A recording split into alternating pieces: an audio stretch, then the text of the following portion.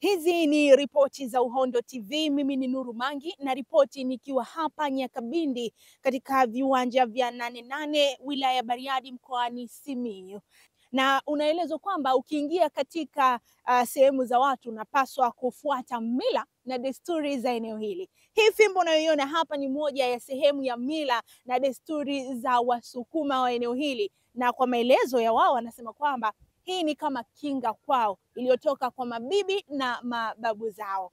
Tuachane na hayo sasa, mtazamaji, tumefika katika eneo hili la viwanja vya 88 hapa Nyakabindi kwa ajili ya kuona maandalizi ambayo yanaendelea juu ya tukio kubwa ambalo linatarajiwa kufanyika hapa katika viwanja hivi, tukio la uzinduzi wa kampeni ya kitaifa ya chanjo ya mifugo na utambuzi ambayo inatarajiwa kufanyika Juni 16 mwaka huu 2025. Na mgeni rasmi ni Rais wa Jamhuri ya Muungano wa Tanzania Mheshimiwa Dr. Samia Suluhu Hassan.